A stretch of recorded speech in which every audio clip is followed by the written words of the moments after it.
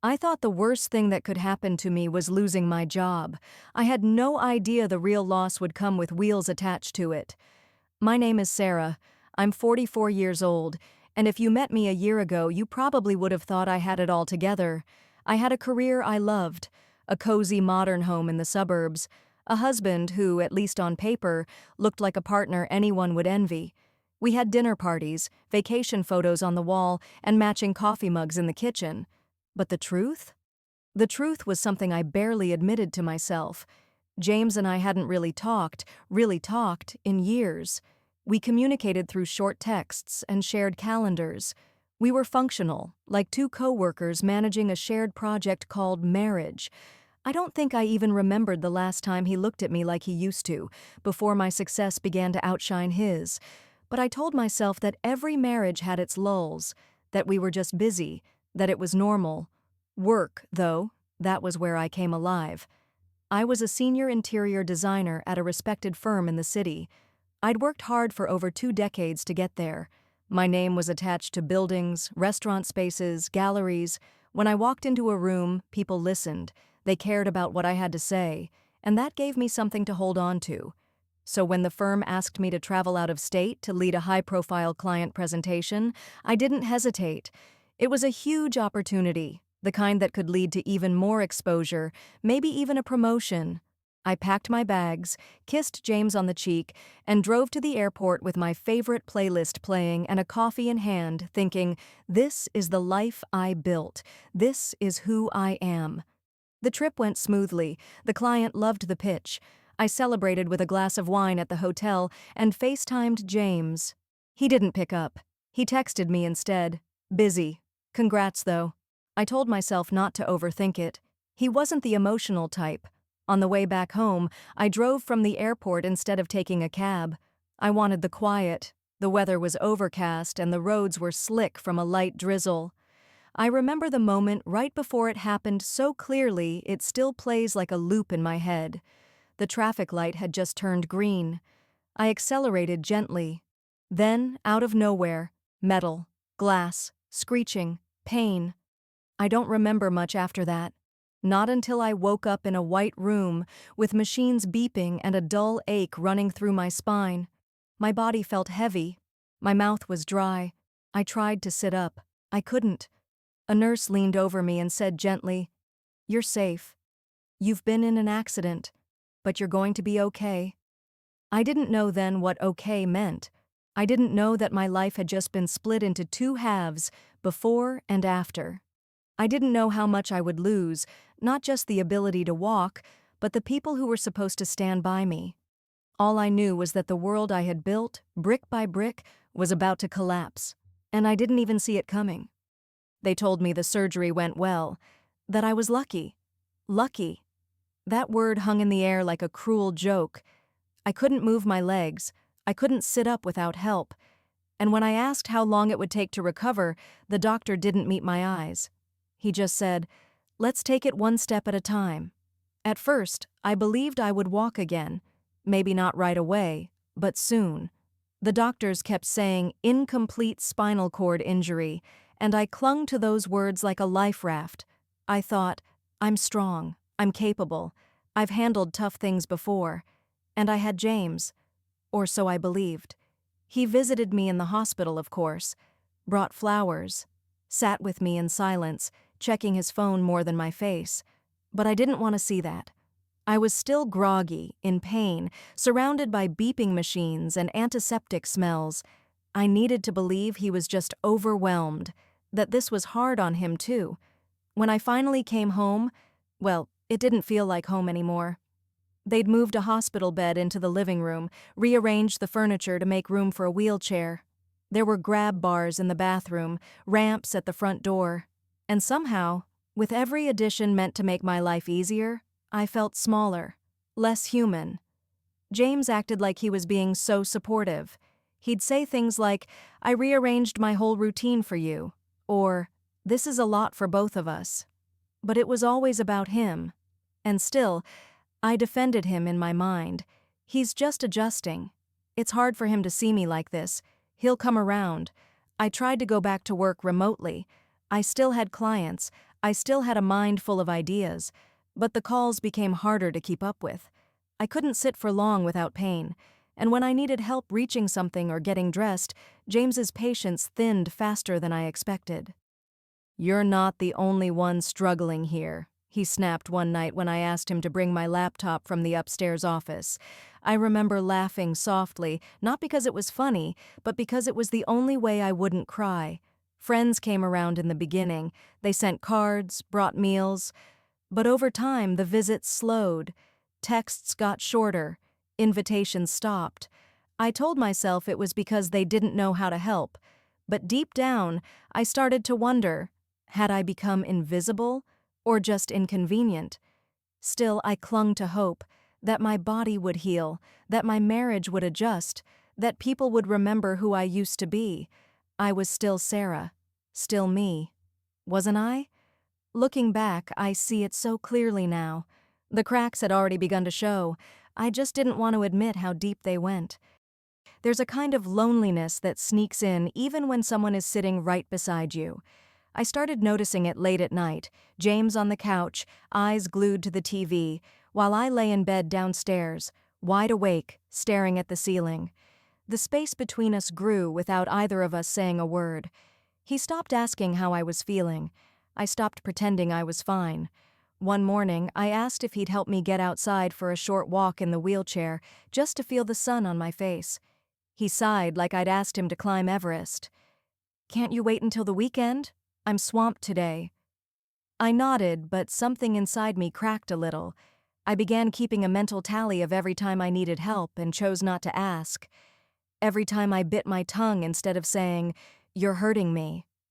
I hated feeling dependent, hated how I winced every time he rolled his eyes. I started to wonder, when exactly had his love turned into obligation? One night I overheard him on the phone with a friend. "Yeah, she's still not walking. I don't know, man, it's been months. This isn't the life I signed up for." I froze. Not because I hadn't suspected he felt that way, but because hearing it out loud was like being hit with cold water. This isn't the life he signed up for? What about me? Did I sign up to lose my body and my dignity? That night, I didn't sleep. I stared at the photo on my bedside table, our wedding day, me in white, him beaming beside me.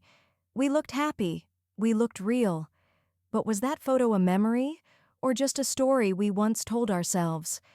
I thought about calling a friend, just to talk. But when I opened my messages, I realized I hadn't texted anyone in over a week. No one had texted me either. It's strange, isn't it? How quickly the world moves on. How quickly people forget your name when you stop showing up at the office or brunch or book club. I started wondering if maybe I had faded, not just from James's life, but from my own. And yet part of me still clung to the idea that maybe things could get better. Maybe he was just stressed. Maybe he didn't mean it. But another part of me, the one that had been slowly waking up, started asking different questions. What if this isn't just a rough patch? What if this is who he really is? Tell me. If you were me, would you stay?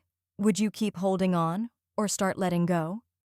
The moment I truly understood that I couldn't go on like this came on a Thursday afternoon. It had been 3 days since I'd spoken more than a few words to James. He moved around the house like I wasn't even there, setting his coffee mug down too loudly, slamming the fridge door, sighing dramatically whenever I asked for anything. I'd once thought silence was peace. Now I knew it could be punishment. I was sitting in the living room, staring out the window at the street below. An old woman in a red coat was walking her little white dog, stopping every few steps to let it sniff the grass. I envied her. Her freedom, her normalcy. I used to walk that same block, back when my legs still worked, when my life still made sense. James came in, holding his phone. "I need you to sign something," he said flatly. He dropped a few papers onto the coffee table without looking at me. I reached for them slowly, unsure what they were. "Authorization for the insurance," he mumbled. "For the home nurse." I blinked. "What nurse?" He looked irritated. "The one I've been trying to arrange, since you clearly can't manage on your own anymore." It wasn't just what he said, it was how he said it. Like I was a burden. a job to be outsourced. I swallowed hard. I didn't agree to that. Well, you don't exactly get to decide anymore, do you? Then he walked out. I stared at the papers, my hands trembling.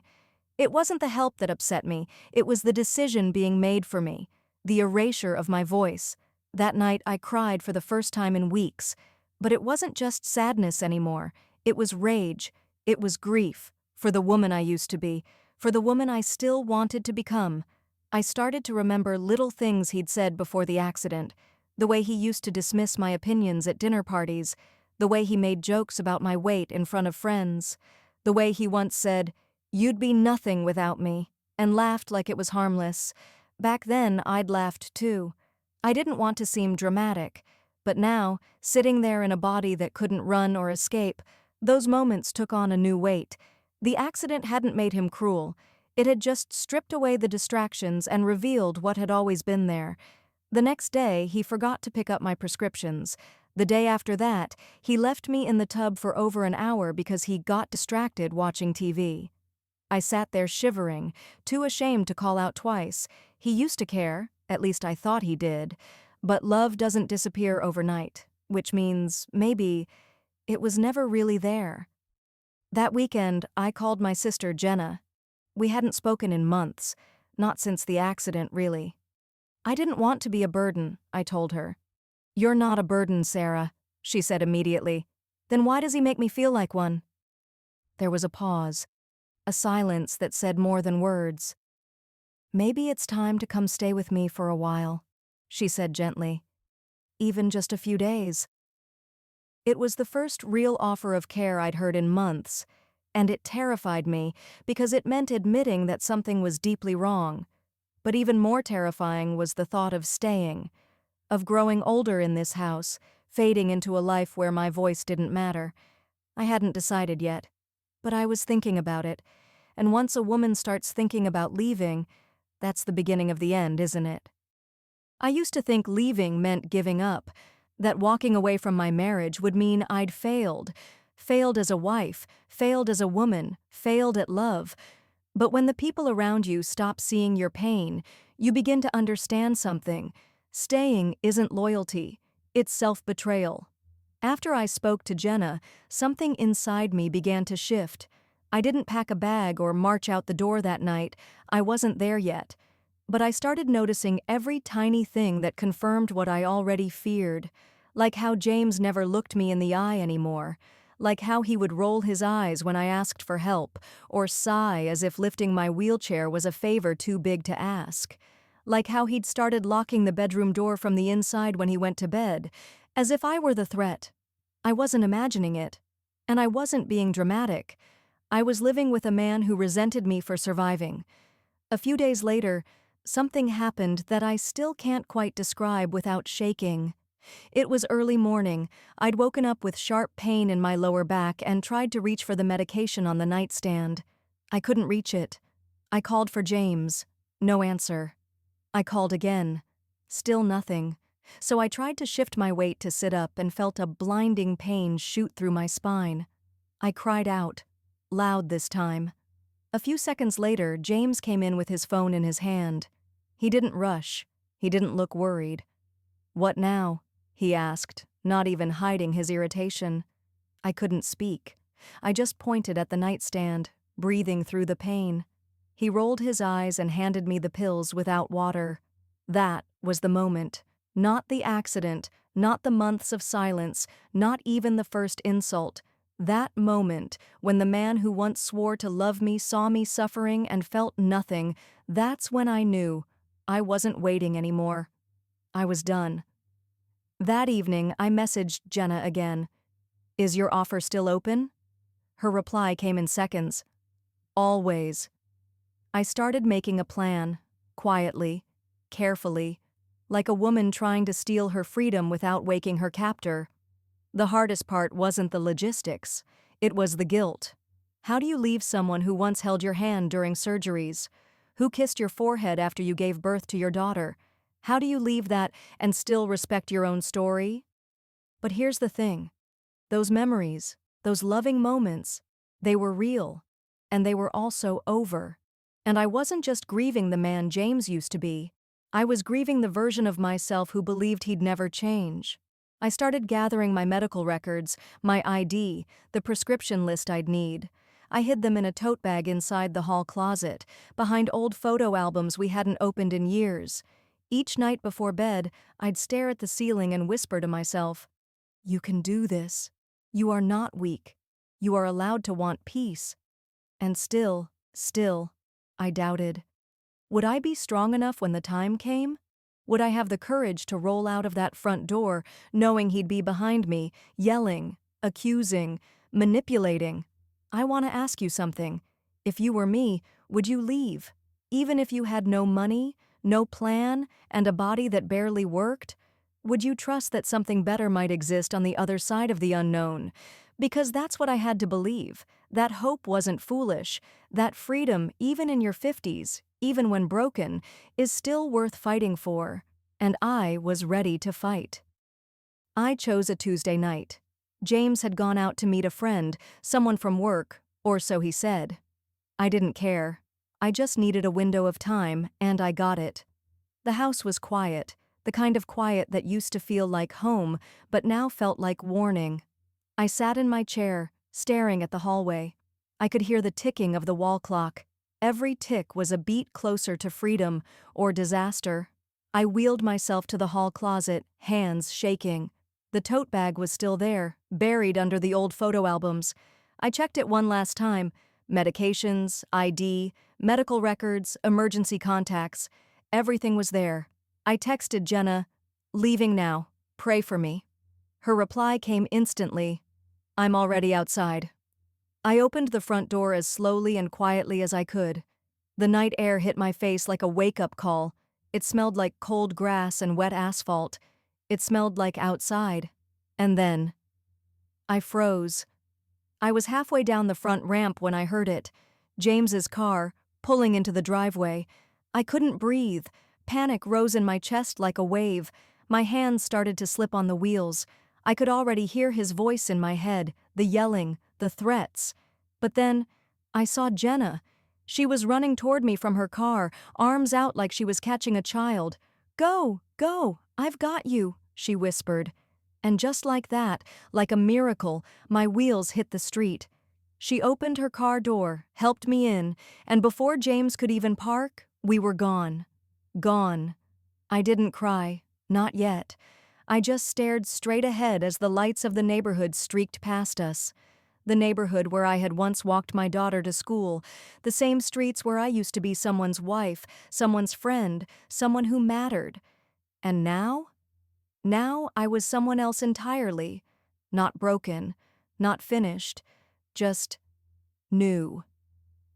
Jenna drove us to a small women's shelter in a quiet part of town. It wasn't fancy, but it was clean, warm, safe. A woman named Diane greeted us at the door. She didn't ask for details. She just looked me in the eyes and said, "We're glad you're here."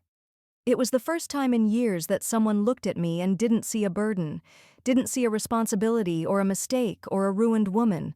She saw a person. I was led to a small room. There was a bed, a nightstand, a lamp with soft yellow light. It felt like the first room that belonged to me in over a decade. I sat there for hours, just sitting. I didn't sleep. I didn't cry. I just sat with the silence. Real silence. The kind without judgment, without fear, without footsteps in the hallway. The next morning, Diane brought me a cup of tea. She sat with me for a long time. Didn't ask much. Just stayed. When she finally did speak, it wasn't what I expected. She said, "Leaving is never easy. But staying? That's what breaks you." She was right. All those years I thought I was being strong by staying. But real strength is knowing when something is killing you slowly, and choosing to save yourself. Let me ask you something. Have you ever stayed somewhere too long just because leaving scared you more than suffering? Have you ever told yourself, "It's not that bad," just to make it through the day? Because I did, for years, but not anymore. That night, I didn't just escape. I reclaimed something I thought I'd lost forever, my will to live. The first morning I woke up at the shelter, I panicked. I didn't know where I was for a second. My eyes darted around the room. Unfamiliar walls, a soft yellow lamp, the distant hum of someone making breakfast. Then it hit me. I was safe. Really, actually safe. I pulled the covers to my chest and let myself lie there, unmoving, just breathing. Not carefully, not quietly like I had for years, but freely. Have you ever realized you'd been holding your breath for years? I did that morning. Diane brought me breakfast and said there was no rush to do anything, no expectations, just rest if that's all I could manage. And for a while that's all I did. But the world outside those walls didn't seem so far anymore. After a few days, I started attending the group sessions. Other women sat in a circle, some older, some younger. Each one carried something behind her eyes: grief, rage, resilience. I didn't speak at first, just listened. But one afternoon, a woman named Carla said something that stayed with me. Healing doesn't mean forgetting, it means you stop letting pain speak louder than your voice. That broke me open. I started talking, slowly, about the accident, about the nights James left me in my chair, hungry, scared, aching, about the years I convinced myself I didn't need anything more than survival. One evening, I wheeled myself to the kitchen and offered to help prepare dinner. The staff was surprised but happy.